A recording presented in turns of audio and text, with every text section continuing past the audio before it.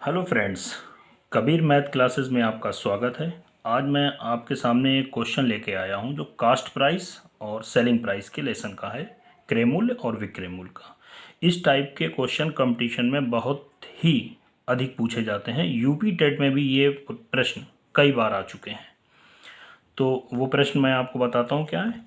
यदि 10 मोमबत्तियों का क्रय मूल्य 8 मोमबत्तियों के विक्रय मूल्य के बराबर हो तो लाभ या हानि प्रतिशत क्या होगा? कितनी हमें लाभ होगा या हानि होगी?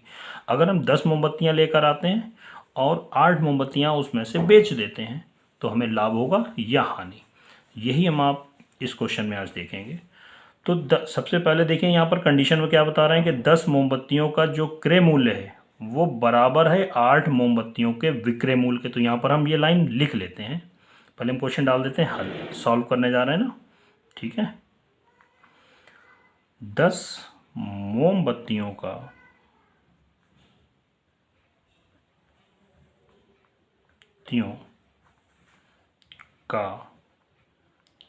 क्रय मूल्य बराबर किसके है? प्रश्न के अनुसार जब 10 मोमबत्तियों का क्रय मूल्य बराबर है 8 मोमबत्तियों के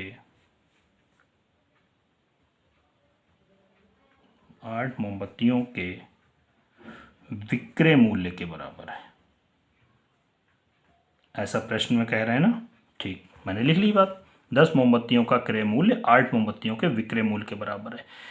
सवाल को हल करने के लिए, समझने के लिए आप लोग घबराइए बिल्कुल नहीं। सवाल देखने में तो लगता है बहुत टिपिकल है, लेकिन ऐसा टिपिकल है नहीं, बहुत ईजी होता है। हमें सबसे पहले एक मोमबत्ती का क्रय मूल्य चाहिए होगा। 10 मोमबत्ती का तो हमें पता है, पहले हम लिख लेते हैं 10। पहले हम मान लेते हैं, माना 10 मोमबत्ती का क्रय मूल्य, इसको हम कहते हैं कास्ट प्राइस। तो 10 मोमबत्ती का क्रय मूल्य कितना दिया हुआ था हमें? मान लिया हमने x रुपए। ठीक है, तो हमें जब 10 मोमबत्ती का क्रय मूल्य मैंने मान लिया x रुपए, तो हमें एक मोमबत्ती का क्रय मूल्य चाहिए होगा। तो यहीं से हम निकाल लेते हैं कि एक मोमबत्ती का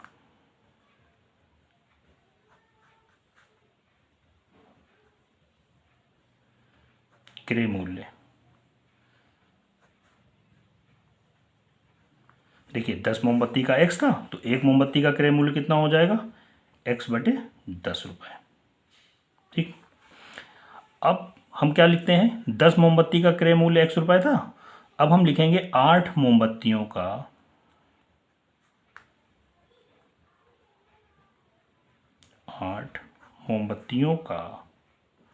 विक्रय मूल्य,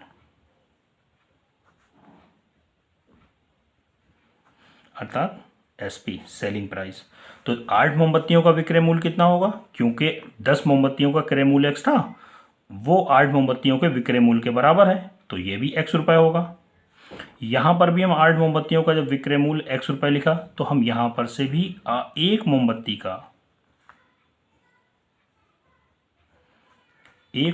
का विक्रय मूल्य निकाल लेते हैं, मतलब सेलिंग प्राइस। तो 8 मोमबत्तियों का विक्रय मूल्य x रुपए था, तो एक मोमबत्ती का विक्रय मूल्य कितना हो गया? x बटे 10 रुपए। अब देखिए, हम जो मोमबत्ती खरीद कर लाए थे वो x बटे 10 की लाए, और हमने बेच कितने की दी एक मोमबत्ती? 1 बटे 10 की, सॉरी 1 बटे 8, क्योंकि 8 मोमबत्तियों का विक्रय मूल्य x रुपए था, एक मोमबत्ती का विक्रय मूल्य x बटे 8 हो गया। ठीक है, सॉरी वहाँ पर 10 लिख गया था, मैंने उसको ऐड कर दिया है। अब देखिए, एक मोमबत्ती हम x बटे 10 की खरीद कर लाए, CP कास्ट प्राइस, और एक मोमबत्ती हमने सेल कर दी, सेलिंग प्राइस यानी कि विक्रय मूल्य x बटे 8 का। जब किसी चीज़ का 10वां भाग होगा निकालते हैं और किसी चीज़ का 8वां भाग निकालें, तो जिस चीज़ के हम 8 भाग करेंगे वो हिस्सा बड़ा होगा। ठीक है, यह हिस्सा छोटा होगा। तो जाहिर सी बात, जब हमने सेलिंग प्राइस x बटे 8 है यानी कि विक्रय मूल्य, तो हमने लाभ हुआ ना। तो लाभ बराबर क्या होगा? लाभ बराबर होता है विक्रय मूल्य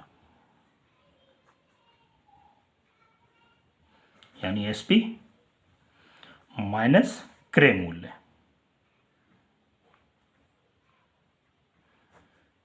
CP।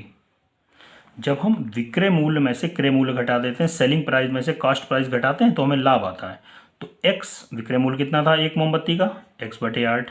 इसमें से हमने क्रय मूल्य कितना एक मोमबत्ती का था, x/10 घटा देते हैं तो हमें जितना लाभ हुआ है वो आ जाएगा। देखिए इसके नीचे 8 है, इसके नीचे 10 है, तो एलसीएम हो गया 10 8 द 80। तो 8 से इसको यहाँ पर भी देखिए x लिखना था, 8 लिख गए, x/8। एक मोमबत्ती का विक्रय मूल्य x/8 माइनस क्रय मूल्य x/10। अब 10 8 द 80 हमने इसमें एलसीएम ले लिया, तो 8 से इसको डिवाइड करते हैं, 8 10 द 80, 10 आएगा, जितना आता है उसके ऊपर वाले से मल्टीप्लाई कर देते हैं 10x, माइनस वही प्रक्रिया इधर करते हैं, 10 से इस 80 को डिवाइड करते हैं, 10 8 द 80, 8 आता है, 8 की ऊपर वाले से मल्टीप्लाई करते हैं तो हो जाएगा 8x। तो देखिए 8x में से 10x में से 8x गया 2x, 2x/80, तो 2 से 80 कैंसिल हो जाएगा। देखिए 2 4 द 8, ये 0 ऐसे ही आ गया, तो हमारे पास आंसर कितना आ गया, x/40 रुपीज़। तो हमें लाभ कितने का हुआ, x/40 रुपये का। अब हमसे पूछ क्या रहा है, लाभ नहीं पूछ रहा है, हमसे पूछ रहा है लाभ प्रतिशत। अब लाभ प्रतिशत कितना होता है, अब देखिए लाभ प्रतिशत का फार्मूला होता है लाभ अपॉन क्रय मूल्य